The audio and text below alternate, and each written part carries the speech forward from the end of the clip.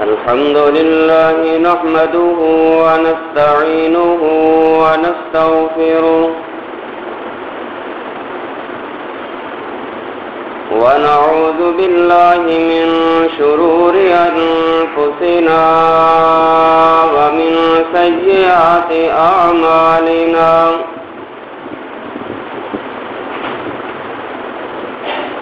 من يهده الله فلا مضل له ومن يضلله فلا هادي له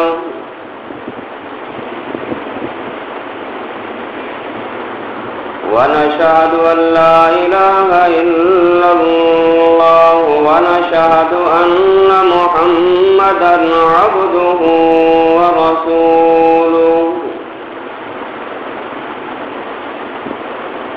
اللهم صل على محمد وعلى آل محمد كما صليت على إبراهيم وعلى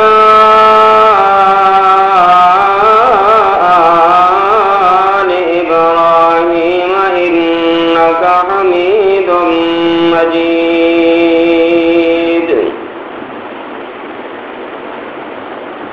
اللهم بارك على محمد وعلى آل محمد كما باركت على إبراهيم وعلى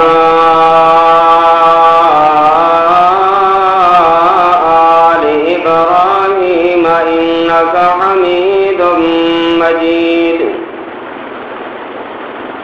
أما بعد فأعوذ بالله السميع العليم من الشيطان الرجيم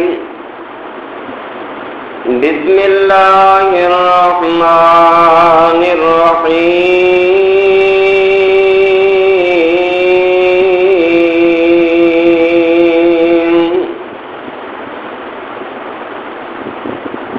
هل أتاك حديث الغاشية وجوه يومئذ خاشعة عاملة ناصبة تصلى نارا حامية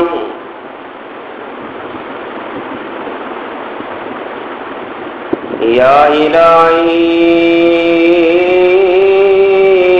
جب تک میرے جسم میں جان رہے میری یہ تمنا ہے کہ میرے لب پہ تیرا قرآن رہے اور یہ بھی تمنا ہے کہ اس دنیا میں کوئی کام کر جاؤں الہی اگر توفیق مل جائے تو خدمت اسلام کر جاؤں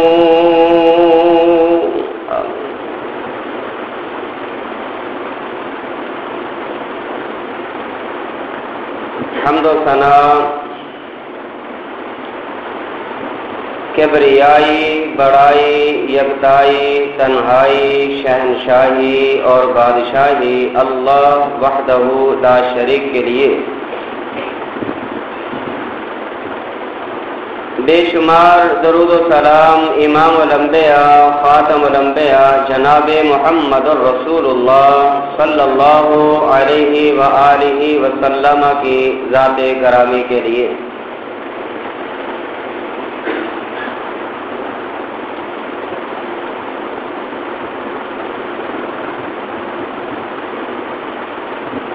کہتے ہیں نیکی کرنا تو آسان ہے مگر اسے سنبھال کر رکھنا بہت مشکل ہے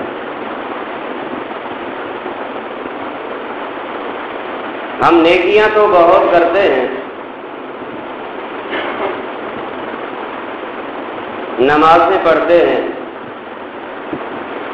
روزے رکھتے ہیں، حج کرتے ہیں، عمرہ کرتے ہیں، صدقات و خیرات کے بہت سارے افعال سر انجام دیتے ہیں۔ قرآن پاک کی تلاوت بھی روزمرہ کے معمول میں کثرت کے ساتھ کرتے ہیں، مگر ان تمام تر نیکیوں کے ساتھ ہم کچھ ایسے اعمال کر جاتے ہیں کہ جن کی وجہ سے ہماری ساری نیکیاں تباہ و برباد ہو جاتی ہیں۔ ان اعمال کی وجہ سے ہماری نمازیں بیکار، روزے بیکار، حج بیکار، صدقات اور خیرات بیکار، فرائض اور نوافل تمام تر اعمال بیکار، تباہ و برباد ہو جاتے ہیں۔ کیوں؟ کہ نیکی کے ساتھ ساتھ کچھ ایسے اعمال ہم کر بیٹھتے ہیں جو کہ ہمیں نہیں کرنے چاہیے۔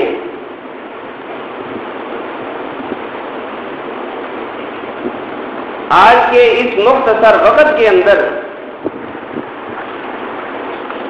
کہ جس کا دورانیہ ابھی تقریباً 20 منٹ باقی ہے، میں چند ایسی چیزیں اختصار کے ساتھ نشاندہی کروں گا کہ عین ممکن ہے وہ چیزیں ہمارے اندر پائی جاتی ہوں اور ہماری نیکیاں انجانی میں تباہ و برباد ہو جائیں، تو ایسی چیز کیوں نہ بیان ہو کہ جن کو سننے کے بعد ہم اپنے آپ کو ان تمام تر اعمال سے بچا کے اپنی نیکیوں کو اللہ کے ہاں محفوظ کرا سکیں۔ اللہ ہم سب کو سننے کے بعد سمجھنے کی اور عمل کی توفیق عطا فرمائے۔ بات عام اور عام فہم ہے۔ مثال کے طور پہ شراب نوشی یہ ایک دنیا کا فیشن بن چکا ہے کہ ہر خوشی کے موقع پہ اور عیدین کے موقع پہ، شادی بیاہ کے موقع پہ، بڑے بڑے شادی ہالوں میں اور بڑے بڑے ہوٹلز میں جہاں شراب ٹیبل پہ نہ سجائی جاتی ہو وہ ہوٹل ہی نہیں سمجھا جاتا۔ ہمارے ہاں اس کی کوئی ویلیو نہیں۔ بہت سارے ایسے نمازی، ایسے روزے دار،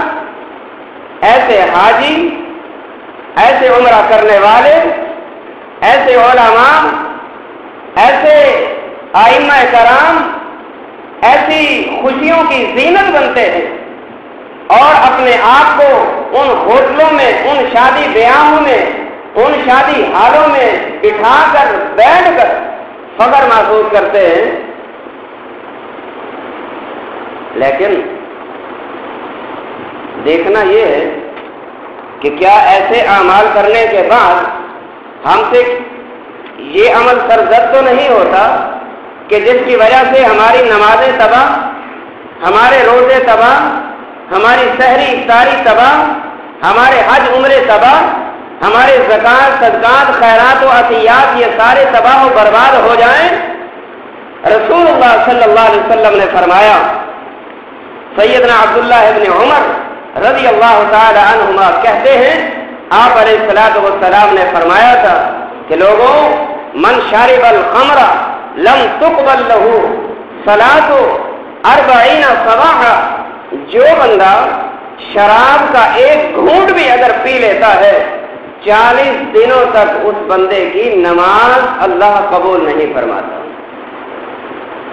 शराब का एक घूंट और शराब के साथ ताल्लुक रखने वाली कोई भी चीज, रसूलुल्लाह सल्लल्लाहु अलैहि वसल्लम की हदीस है, जामे तिरमिज़ी में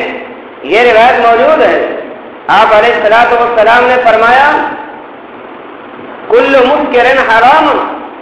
कलीलुहु व कसीरुहु हराम। लोगों याद रखना, हर नशा आवर चीज ये हराम है, चाहे थोड़ी हो या ज्यादा, नशा आवर चीज हराम है। और जिससे इंसान के मिजाज में नशा की सिबत पैदा हो वो चीज हराम है। शराब हराम, सिगरेट नोशी हराम, हुक्का हराम, पान हराम, गुटखा हराम, ये सारी चीजें हराम हैं। और ये शराब की बहनें इनको कहा जाता है, शराब की सिस्टर करार दिया जाता है। मेरे भाइयों, अगर लिक्विड शराब हराम है तो इसके साथ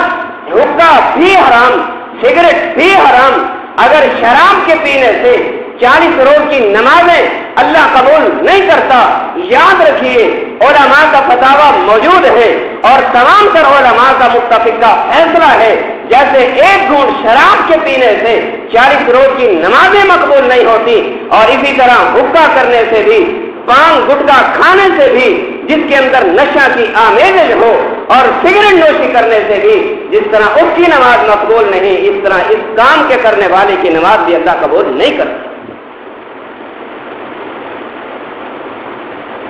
कहीं हम उनमें से तो नहीं है कि हम शराबखोरी करें, नशे वाले काम कर अंजाम दें, रोजे रखें बेकार, नमाज पढ़ें बेकार, सहरी इफ्तारी करें बेकार, और सदकात खैरात अतियात और ज़कात दें बेकार। हमें देखना होगा, हमें अपने आमाल की रीचेकिंग करना होगी। बात अगरचे बड़ी सख्त है, लेकिन हक कहने का आदी हूँ, हक समझने और समझाने का आदी हूँ। कहता हूँ वही बात, समझता हूँ जिसे हक। फरमाया, मन शारिबल खम्र लम तुक़बल लहू सलात 40 सबाहा। जो नशावर चीज इस्तेमाल कर ले, अल्लाह उस बंदे की 40 रोज की नमाजें कबूल नहीं करता। और उसके बाद जो आदमी अपने घर में कुत्ता पालता है, शौकिया कुत्ता, एक है मजबूरी, और मजबूरी क्या है, मवेशी हैं, जानवर हैं, आपने गाय और भैंसें वगैरह रखी हैं, उनकी चौकीदारी के लिए, उनकी रखवाली के लिए रखना जायज है, शरीयत इस चीज की इजाजत देती है। आप खेती बाड़ी करते हैं, काश्तकारी का आपका काम है, आप जट हैं, आप मजदूरी ये इस अंदाज की जमीन के हवाले से आप करते हैं, उसकी रखवाली के लिए आप कुत्ता रख सकते हैं, शरीयत इस चीज की इजाजत देती है। शिकारी कुत्ता है, आप रख सकते हैं, शरीयत इस चीज की इजाजत देती है। लेकिन रसूलुल्लाह सल्लल्लाहु अलैहि वसल्लम ने फरमाया, जो बंदा बिना जरूरत कुत्ता पालता है, शौकीन, उसका शौकिया और मिजाज उसका यही है कि नहीं जी मैंने कुत्ता रखना है इसलिए कि कुत्ता मेरे घर की जीनत है। रसूलुल्लाह सल्लल्लाहु अलैहि वसल्लम ने फरमाया, जो बंदा शौकिया तौर पे कुत्ता पालता है, घर में रखता है, हर रोज उसकी नेकियों में से, उसके नामे आमाल में से एक की रात के बराबर नेकियां कम कर दी जाती हैं। पूछा गया, महबूब की रात किसे कहते हैं? आप अलैहिस्सलातु वस्सलाम ने फरमाया, एक की रात ओहद पहाड़ के बराबर है। फरमाया, हर रोज ऐसा करने वाले बंदे के नेक आमाल में से ओहद पहाड़ के बराबर जितनी नेकियों को कम कर दिया जाता है। जो शौकिया तौर पे अपने ज़ौक़ को ताज़ा रखने के लिए कुत्ता पालता है, महबूब दो आलम सल्लल्लाहु अलैहि वसल्लम ने फरमाया, अल्लाह के यहाँ उसको ये सजा मिलती है। हमें देखना होगा, क्या इन मजबूरियों के अलावा हम शौक को ताज़ा रखने के लिए, अपने ज़ौक़ को दोबारा करने के लिए, घर की जीनत बनाते हुए, समझते हुए, क्या हम बिला जरूरत कुत्ता तो नहीं पालते? अगर हमारे अंदर ये चीज मौजूद है رحمت کا فرشتہ نہیں آتا، اگر یہ چیز موجود ہے اللہ کی رحمت کا نزول نہیں ہوتا، یہ چیز موجود ہے ہر روز نیکیوں میں سے ایک کی رات جتنے اعمال کم کر دیے جاتے ہیں، نمازیں ہوں گی تو بیکار، روزے ہوں گے تو بیکار، حج عمرے ہوں گے تو بیکار۔ میرے بھائیو آپ نے دیکھا ہے اونٹ پہاڑ کی لمبائی اور چوڑائی کتنی ہے، ایک کی رات جو ہے وہ اونٹ پہاڑ کے برابر قرار دیا گیا ہے، اونٹ پہاڑ کے جتنی نیکیاں جو ہیں اس کے اعمال سے کم کر دی جاتی ہیں۔ اللہ اکبر۔ اس کے بعد فرمایا یہ بھی ہو سکتا ہے کہ کوئی بندہ اپنی قسمت آزمائی کے لیے، جن اور جادو کے حل کے لیے، شیاطین کے شر سے بچنے کے لیے کوئی بندہ کاہن کے پاس جائے، نجومی کے پاس جائے۔ امام دو عالم صلی اللہ علیہ وسلم نے فرمایا، مسند احمد کی حدیث ہے، من اتا کاہنا او عرافا، جو بندہ کسی کاہن کے پاس جائے، کسی دس شناس کے پاس جائے اور دس شناس کے پاس جا کے اپنی قسمت معلوم کرائے۔ بعض لوگ جو ہے نا وہ فٹ پاتھوں پہ بیٹھے ہاں جی پیروں کے پاس چلے جاتے ہیں اور ان کاہنوں کے پاس اور ان دس شناسوں کے پاس چلے جاتے ہیں، کیا ہے جی میں نے اپنی قسمت معلوم کروانی ہے، میں امیر بنوں یا غریب، میری ایک شادی ہوگی یا دو شادیاں، میں اولاد والا ہوں گا یا بے اولاد رہوں گا، کیا میں جلدی مر جاؤں گا یا دیر سے مروں گا، میرے ماں باپ جو ہیں وہ کیسے ہوں گے کیسے نہیں ہوں گے، میری اولاد کیسی ہوگی کیسے نہیں ہوگی۔ اور آج کل یہی ہوتا ہے، اور لوگوں نے باہر سائن بورڈ لگا کے اور ہاتھ کے پنجے کا نشان لگا کے باہر انہوں نے یہ باور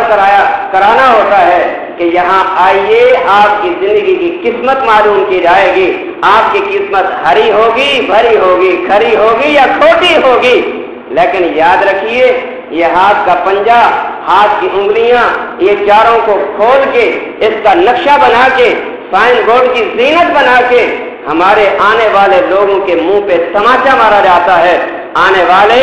یہاں آئے گا یہی لعنت لے کر جائے گا، کوئی حق تمہیں نہیں ملے گا، سچائی نہیں ملے گی، پہلے ہی ہمارے منہ پہ تماچا مار دیا جاتا ہے۔ اور رسول اللہ صلی اللہ علیہ وسلم نے فرمایا جو بندہ اپنی قسمت آزمائی کے لیے کسی کاہن کے پاس، کسی جادوگر کے پاس جاتا ہے، فقد کفر بما انزل علی محمد صلی اللہ علیہ وسلم، یوں سمجھ لیجیے کہ اس نے آپ علیہ الصلوۃ والسلام پر جو کچھ نازل کیا گیا اس بندے نے اس چیز کا انکار کر دیا ہے۔ نمازیں ہیں بیکار، روزے ہیں بیکار، حج عمرے ہیں بیکار، صدقات و خیرات ہیں بیکار۔ رسول اللہ صلی اللہ علیہ وسلم نے فرمایا جو بندہ ماہ رمضان میں نمازوں کی پابندی کرتا رہا، تلاوت کی پابندی کرتا رہا، نیکیوں کا عادی اپنے آپ کو بناتا رہا، جیسے ہی روزہ گیا نمازیں ختم، جیسے ہی ماہ رمضان گیا تلاوتیں ختم، جیسے ہی ماہ رمضان گیا نیکیوں کا شیڈول سارا کا سارا کرم برہم ہو گیا۔ آپ علیہ الصلوۃ والسلام فرماتے ہیں، صحیح بخاری کی حدیث ہے، فرمایا کہ من ترک صلاۃ العصر، جو بندہ جان بوجھ کے ایک بار بھی اگر نماز عصر کو چھوڑ دیتا ہے فقط حبط عملہ، یوں سمجھ لیجیے کہ اس نے ماہ رمضان میں جو نمازیں پڑھی تباہ ہو گئی، جو روزے رکھے تباہ و برباد ہو گئے، جو سحری افطاری کی تباہ و برباد ہو گیا۔ میرے بھائیو اپنے اعمال کو محفوظ کرنا سیکھیے۔ میں نے شروع میں یہی بات بتائی کہ نیکی کرنا تو آسان ہے لیکن نیکی کو سنبھالنا جو ہے یہ بہت مشکل کام ہے۔ رسول اللہ صلی اللہ علیہ وسلم نے فرمایا نیکی ایسے بھی ضائع ہو جاتی ہے، ایسے بھی تباہ ہو جاتی ہے۔ کوئی بندہ نیکی کرے اس لیے، نماز پڑھے اس لیے، روزہ رکھے اس لیے، حج کرے اس لیے، زکات دے اس لیے، صدقات و خیرات کرے اس لیے، سحری افطاری کا بندوبست کرائے اسی لیے تاکہ لوگ مجھے بڑا کہیں، لوگوں میں میرا نام ہو، میں لوگوں میں معروف ہوں، شہرت ملے۔ فرمایا اگر ریاکاری کے لیے کوئی بندہ ہاں جی جو اعمال اس کو آخرت کی بھلائی کے لیے کرنے چاہیے تھے وہ اس کا دنیا میں بدلہ لینے کے لیے اگر کرتا ہے، رسول اللہ صلی اللہ علیہ وسلم نے فرمایا نتیجہ کیا نکلے گا؟ وہ نمازیں پڑھے گا بیکار، روزہ رکھے گا بیکار، حج کرے گا بیکار، جہاد کرے گا بیکار، زکاتیں دے گا بیکار، لم یکن لہ فی الآخرۃ نصیب، آخرت میں اللہ کے ہاں کوئی بدلہ اس کو نہیں ملے گا۔ اس سے معلوم ہوا کہ ریاکاری جو ہے یہ بھی انسان کے اعمال کو تباہ و برباد کر کے رکھ دیتی ہے۔ اور اس کے بعد جو بندہ احسان کسی پہ کرتا ہے، احسان کرنے کے بعد پھر احسان جتلاتا ہے، ہاں جی، نیکی کرتا ہے پھر نیکی کو جتلاتا ہے۔ قرآن مجید نے یہی فرمایا یا ایھا الذین آمنوا لا تبطلوا صدقاتکم بالمن والاذی، فرمایا ایمان والو، نیکی کرنے کے بعد، کسی کے ساتھ خیر کرنے کے بعد، کسی کے ساتھ اچھائی کرنے کے بعد اپنے بڑے بڑے اعمال کو نیکی جتلانے پہ، احسان جتلانے کے ساتھ اپنے نیکیوں کو تباہ و برباد نہ کر بیٹھنا۔ پتہ یہ چلا نیکی کرنا تو آسان ہے، لیکن نیکی کو محفوظ رکھنا اس سے کہیں زیادہ مشکل ہے۔ بندہ نیکیاں تو لوگوں کے ساتھ کر جاتا ہے، خیرات کر جاتا ہے، لوگوں کی ضرورتوں کو پورا کر جاتا ہے، لیکن اللہ کے قرآن نے فرمایا لا تبطلوا صدقاتکم بالمن والاذی، اگر آپ نے کسی کے ساتھ خیر والا پہلو اپنایا، زندگی کے کسی موڑ پہ اس نے آپ کو کوئی تکلیف پہنچائی، آپ نے گزشتہ نیکی کو سامنے لا کے یہ کہہ دیا میری بلی مجھے میں آؤں، میری بلی مجھے میں آؤں، کھاتا میرے در سے رہا، اب پھونکتا بھی میرے سامنے ہے، اب کی ہوئی نیکیوں کو سامنے لا کے احسان جتلانا شروع کر دیتا ہے۔ اللہ پاک نے فرمایا پہاڑ جتنی نیکیاں بھی ہوں گی تو احسان جتلانے سے پہاڑ جتنی نیکیاں بھی تباہ و برباد ہو جائیں گی۔ رسول اللہ صلی اللہ علیہ وسلم نے فرمایا نیکی کو محفوظ کرنا سیکھیے، نیکی کو سیو کرنا سیکھ لیجیے، کہیں ایسا نہ ہو کہ ہم نیک اعمال کرنے اور ایسے اعمال کرنے کی وجہ سے ہماری نیکیاں تباہ و برباد ہو جائیں۔ رسول اللہ صلی اللہ علیہ وسلم نے فرمایا ایاکم بالحسد فإن الحسد یأکل الحسنات کما تأکل النار الحطب۔ اور لوگ اپنے آپ کو حسد سے بچانا، اپنے آپ کو حسد سے محفوظ رکھنا، کیونکہ حسد کرنے کی وجہ سے حسد نیکیوں کو ایسے کھا جاتا ہے جیسے آگ لکڑی کو کھا جاتی ہے۔ حسد کرنے والا حسد کرتا ہے، حاسد اپنے حسد کا شکار ہو جاتا ہے، اپنی نیکیوں کو تباہ کر بیٹھتا ہے، نمازیں پڑھتا ہے بیکار ہے، یہ اتنا پروٹوکول اس کو کیوں مل گیا، یہ عہدے پہ فائز کیوں ہو گیا، یہ وزیر اعظم کیوں بن گیا، یہ وزیر اعلیٰ کیوں بن گیا، چیف منسٹر کیوں بن گیا، اس کو صدر کا عہدہ کیوں مل گیا، فلاں بھی عہدہ، فلاں بھی عہدہ، فلاں بھی اعزاز، فلاں بھی اعزاز۔ امام کائنات صلی اللہ تعالی علیہ وسلم نے فرمایا اے حاسد یاد رکھ، جس کے متعلق تو حسد کرتا ہے ممکن ہے تیرے حسد کی وجہ سے اس کو کوئی نقصان پہنچے یا نہ پہنچے،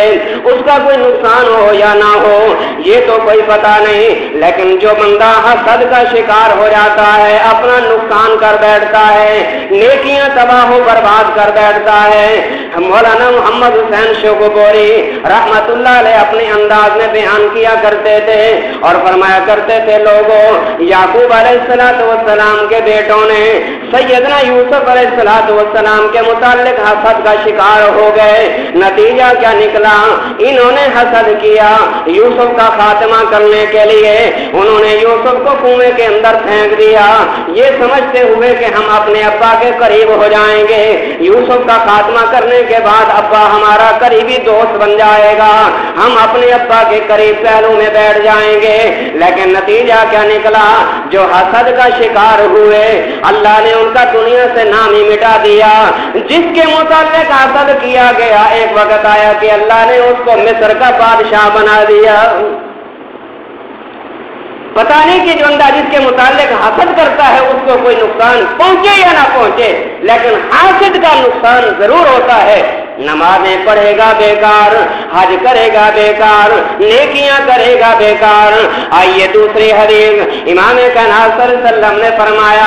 بندے کو چاہیے کہ اپنے آپ کو بدعت سے بچائے۔ ابھی ماہ رمضان کے روزوں سے ہم فارغ ہوئے، روزے والی نیکی کے اندر بھی ہم بدعت کا شکار ہوتے رہے، شہری کا وقت آیا تو بدعت، افطاری کا وقت آیا تو بدعت۔ کیسے بدعت ہے، بندہ پہلا روزہ رکھتا ہے، پہلا روزہ رکھتے ہوئے کیا دعا پڑھتا ہے، بہت سارے لوگوں نے یہ دعا پڑھی ہوگی کہ وَبِصَوْمِ غَدٍ نَوَيْتُ مِنْ شَهْرِ رَمَضَانَ،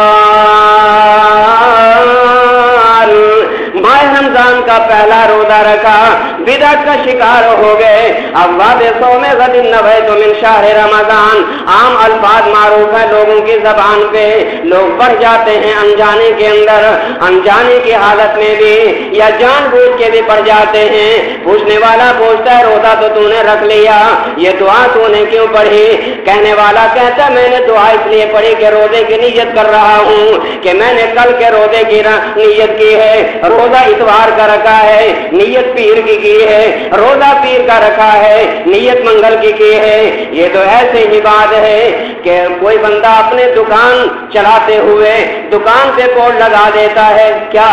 کہ آج نقد کل ادھار، آج نقد کل ادھار۔ اب روزہ اس نے آج کا رکھا، نیت کل کی ہے، اب بدعت کا شکار ہو گیا۔ سارا دن بھوک اس نے